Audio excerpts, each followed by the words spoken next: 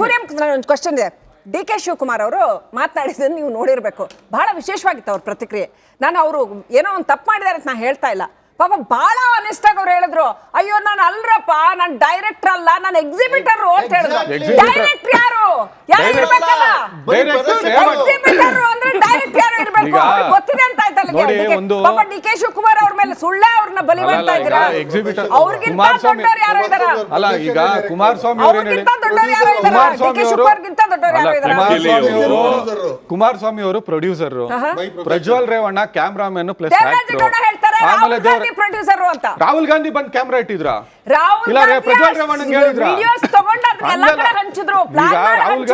ಈಗ ರಾಹುಲ್ ಗಾಂಧಿಗೆ ಬೇರೆ, ರಾಹುಲ್ ಗಾಂಧಿ ಹೇಳ್ತಾ ಇರೋದು ನಾವು ಜನರಿಗೆ ಉದ್ಯೋಗ ಕೊಡ್ತೀವಿ, ನಿಮ್ಗೆ ಬದುಕನ್ನ ಇದ್ ಮಾಡ್ತೀವಿ ಅಂತ. ಆಮೇಲೆ ಒಂದ್ ನಿಮಿಷ ಇರಿ, ಈಗ ಇವ್ರು ಮಾಡಿದ್ರಲ್ಲ, ಈಗ ಡೈಲಿ ಬೆಳಿಗ್ಗೆ ಬಂದು ಕುಮಾರಸ್ವಾಮಿ ಒಂದ್ ನಿಮಿಷ ಇರಿ, ನೀವು ಕೇಳ್ತಾರ ಈಗ ನೀವು ನಮ್ಮ ಮೇಲೆ ಅಲಿಗೇಷನ್ ಮಾಡ್ತಾ ಇದೀರ ಏನು ಅಂದ್ರೆ ಎಲ್ಲಾ ಪಕ್ಷದವರೆಗೂ ರಾಜಕೀಯ ಬೇಕು ಅಂತ. ನಾವು ದಿನ ಬಂದು ಬೆಳಿಗ್ಗೆ ರಾಜಕೀಯ ಮಾಡ್ತಿಲ್ಲ, ಇನ್ವೆಸ್ಟಿಗೇಷನ್ ಏನಾಗುತ್ತೋ ಅದು ಆಗ್ಬೇಕು. ಆಮೇಲೆ ಕುಮಾರಸ್ವಾಮಿ ಮತ್ತೆ ದೇವೇಗೌಡರು ನ್ಯಾಯಾಲಯಕ್ಕೆ ಹೋಗ್ಬಿಟ್ಟು ಇಂಜಂಕ್ಷನ್ ಆರ್ಡರ್ ತಗೊಂಡ್ಬರ್ತಾರೆ. ಈ ಪ್ರಕರಣದಲ್ಲಿ ಯಾರು ಕೂಡ ನಮ್ಮ ಕುಟುಂಬದ ನಮ್ಮ ಇಬ್ರು ಬೇರೆಯವ್ರ ಬಗ್ಗೆ ಯಾಕೆ ಮಾತಾಡ್ತಾರೆ? ರಾಜಕೀಯಕ್ಕೆ ಯಾಕೆ ಬರ್ತಾರೆ? ಅಲ್ಲ, ರಾಜಕೀಯಕ್ಕೆ ಯಾಕೆ ಬಂದಿದ್ದಾರೆ? ಡಿ ಕೆ ಶಿವಕುಮಾರ್ ಇಂಜಂಕ್ಷನ್ ತಂದ್ರ? ಡಿ ಕೆ ಶಿವಕುಮಾರ್ ತಂದಿದಾರ ಇಂಜಂಕ್ಷನ್? ಕುಮಾರಸ್ವಾಮಿ ಯಾಕೆ ಪ್ರೆಸ್ ಮೀಟ್ ಮಾಡ್ತಾರೆ? ಯಾಕೆ ಮಾತಾಡ್ತಾರೆ? ಏನ್ ನೈತಿಕತೆ ಇಟ್ಕೊಂಡು ಪ್ರೆಸ್ ಮೀಟ್ ಮಾಡ್ತಾರೆ? ಆದ್ರೆ ಈ ಪ್ರಕರಣದಲ್ಲಿ ಒಂದು ಘನತೆಯನ್ನಾಗ್ಲಿ, ಒಂದು ಸೂಕ್ಷ್ಮತೆಯನ್ನಾಗ್ಲಿ ಯಾವ ಮಟ್ಟಿಗೆ ಎಳೆದಾಡ್ತಾ ಇದ್ದಾರೆ ಅಂತಂದ್ರೆ, ಸಮಯುಲ್ಲಾ ಸರ್ ಬಹಳ ಕರೆಕ್ಟ್ ಆಗಿ ಹೇಳಿದ್ರು. ನಮಗೆ ಬೇಡಪ್ಪ ಇದ್ರ ಸುದ್ದಿ ಬೇಡ, ಆಡಳಿತದ ಬಗ್ಗೆ ಮಾತಾಡೋಣ, ಯೋಜನೆಗಳ ಬಗ್ಗೆ ಮಾತಾಡೋಣ, ಎಲೆಕ್ಷನ್ ಮುಗಿತಲ್ವಾ ಮುಂದೇನು ಮಾತಾಡೋಣ. ಎಲ್ಲಾ ರಾಜಕಾರಣಿಗಳು ಇನ್ಕ್ಲೂಡಿಂಗ್ ಮುಖ್ಯಮಂತ್ರಿಗಳು ಎಲ್ಲಾ ರಾಜಕಾರಣಿಗಳ ಬಗ್ಗೆ ಮಾತಾಡ್ತಾರೆ. ಪ್ರಜ್ವಲ್ ಯಾಕೆ ಕರ್ಸಕ್ ಆಗ್ತಿಲ್ಲ? ಸಮಯುಲ್ಲಾ ಅವರು ಒಂದು ಪ್ರಮುಖವಾದ ಪ್ರಶ್ನೆನ ಎತ್ತಿದ್ರು. ಪ್ರಜ್ವಲ್ ನಡಿ ಈಗ ಶುರು ಮಾಡೋಣ.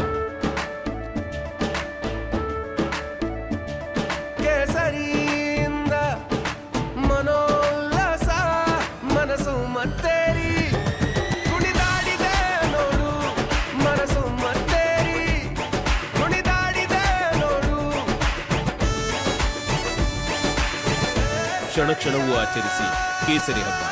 ವಿಮಲ್ ಬಾಯಲ್ಲಿ ಹೇಳಿ ಕೇಸರಿ. ರೇವಣ್ಣ ಅವ್ರನ್ನ ಯಾಕೆ ವಾಪಸ್ ಕರ್ಸಕ್ ಆಗ್ತಿಲ್ಲ? ಅದೇನ್ ವಿಚಾರಣೆ ಮಾಡ್ತೀರಾ ಮಾಡಿ.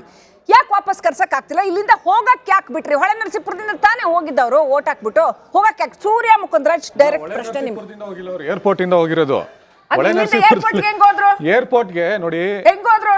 27ನೇ ತಾರೀಕು ಮುಂಚೆ ದಿನ ಎಫ್ಐಆರ್ ಆಗಿದೆ. ಯಾವಾಗ ಮೊದಲನೇ ಎಫ್ಐಆರ್ ಕಂಪ್ಲೇಂಟ್ ಬಂದಿದ್ದು, ದೂರದಾರರು ಬಂದು ಕಂಪ್ಲೇಂಟ್ ಕೊಟ್ಟಿದ್ದು ಏಪ್ರಿಲ್ 28ನೇ ತಾರೀಕು. ಅದಕ್ಕಿಂತ ಮುಂಚೆನೆ ಪ್ರಜ್ವಲ್ ರೇವಣ್ಣ ಅವರ ಕುಟುಂಬ ಅವ್ರನ್ನ ಇದಕ್ಕೆ ಪಲಾಯನ ಮಾಡಿಸ್ಬಿಟ್ಟಿದ್ದಾರೆ. ಈಗ ಯಾರ್ದಾರು ಒಬ್ರ ಮೇಲೆ ಆರೋಪ ಇಲ್ದೆ, ಎಫ್ಐಆರ್ ಇಲ್ದೆ, ಏನು ಇಲ್ಲದೆ ನೀವು ಅರೆಸ್ಟ್ ಮಾಡಂಗೂ ಇಲ್ಲ, ಅವ್ರನ್ನ ದೇಶ ಬಿಟ್ಟು ಹೋಗದಿರೋ ಹತ್ರ ತಡೆಯಕ್ಕೂ ಆಗಲ್ಲ. ಈಗ ಹೋದ್ಮೇಲೆ ಅವ್ರಿಗೆ ಬ್ಲೂ ಕಾರ್ನರ್ ನೋಟಿಸ್ ಇಶ್ಯೂ ಮಾಡಿದ್ದಾರೆ. ಸಿಬಿಐ ಜೊತೆಗೆ ಮಾತುಕತೆ ನಡೀತಾ ಇದೆ. ಸಿಬಿಐ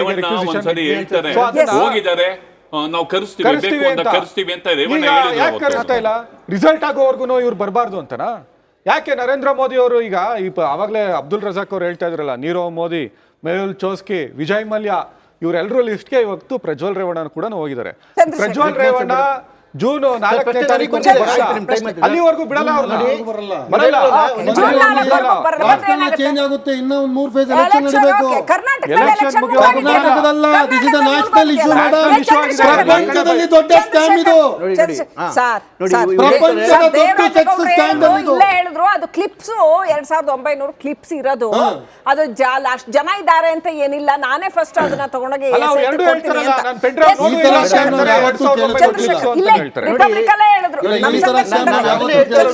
ಅದನ್ನೇ ಹೇಳ್ತಾ ಇರೋದು. ಇದ್ರ 21ನೇ ತಾರೀಕಾಗ್ಲಿ ಹಂಚಾವಾಗಿತ್ತು. 24ನೇ ತಾರೀಕಿಂದ ಚಾನಲ್ಗಳಲ್ಲಿ ಬರ್ತಾ ಇದೆ. ಯಾರು ಬರ್ ಕಂಪ್ಲೇಂಟ್ ಕೊಡಿ ಅಂತ ಹೇಳಿ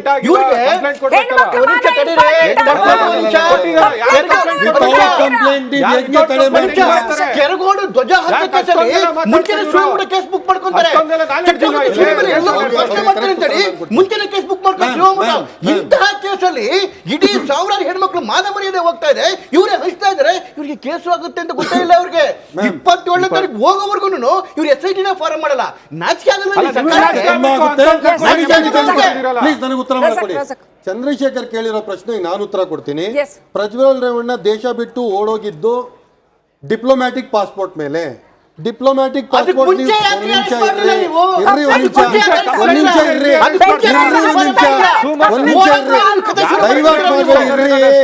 ಎಕ್ಸ್ಪೋಸ್ ಆಗ್ತಿದ್ರೆ ಎಕ್ಸ್ಪೋಸ್ ಆಗಿ. ಯಾರು ಡಿಪ್ಲೊಮ್ಯಾಟಿಕ್ ಪಾಸ್ಪೋರ್ಟ್ ಅಲ್ಲಿ ಇಲ್ಲ ಬಿಜೆಪಿ ಹೋಗ್ತಾರ ಗೊತ್ತಿಲ್ಲ ಅನ್ಸುತ್ತೆ, ನಾನು ಹೇಳ್ಕೊಡ್ತೀನಿ.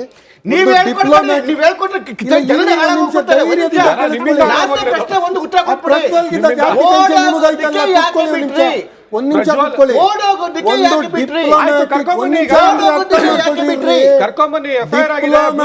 ಪಾಸ್ಪೋರ್ಟ್ ಇಂದ ದೇಶದ ಆಚೆ ಹೋಗ್ಬೇಕಾದ್ರೆ MEA ಕ್ಲಿಯರೆನ್ಸ್ ಬೇಕು. ಮಿನಿಸ್ಟ್ರಿ ಆಫ್ ಎಕ್ಸ್ಟರ್ನಲ್ ಅಫೇರ್ಸ್ ಅದನ್ನ ಕ್ಲಿಯರೆನ್ಸ್ ಕೊಡಬೇಕು. 24ನೇ ತಾರೀಕು ಚುನಾವಣೆ ಪ್ರಚಾರ ಮಾಡ್ತಾವ್ರೆ. 25ನೇ ತಾರೀಕು ಚುನಾವಣೆ ಪ್ರಚಾರ ಮಾಡ್ತಾವ್ರೆ. ಒಂದು ವಾರ ಹಳೆಯದಾಗಿದೆ. ಟಿವಿ ಚಾನೆಲ್ಗಳಲ್ಲಿ ಏನು ಬಂದ್ರು ಗೊತ್ತಾಗಿದೆ.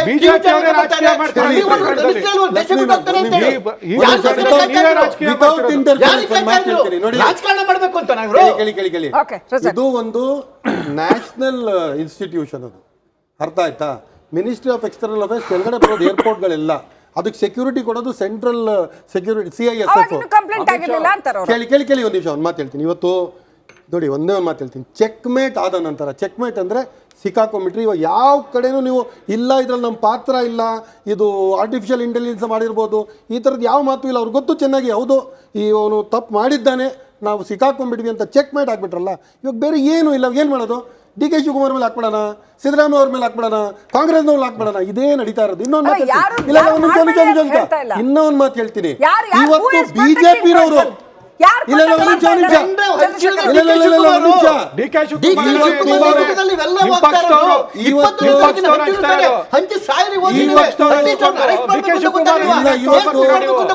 ಇದೆಲ್ಲ ನಡೆದ ಮೇಲೆ ಅಮಿತ್ ಶಾಗೂ ಗೊತ್ತಿತ್ತು, ಮೋದಿಗೂ ಗೊತ್ತಿತ್ತು.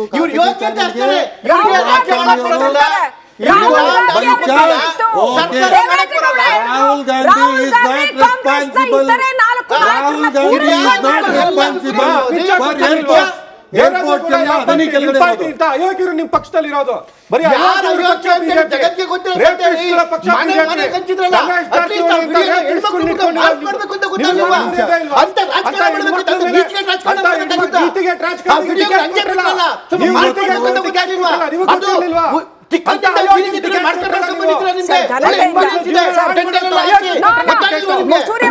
ನೀವು ವಕೀಲರಲ್ವಾ?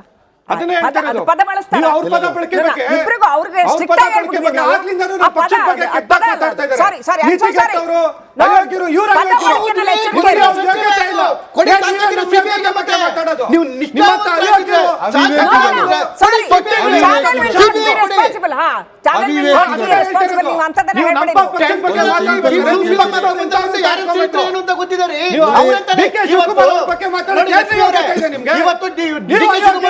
ಒಂದು ಮಾತು ಬಂತು. ಪಕ್ಷದಲ್ಲಿ ಇಟ್ಕೊಂಡು DK ಶಿವಕುಮಾರ್ ಬಗ್ಗೆ ನಾನು ರಿಯಾಕ್ಷನ್ ತಗೋಬೇಕು. ಒಂದ್ ನಿಮಿಷ.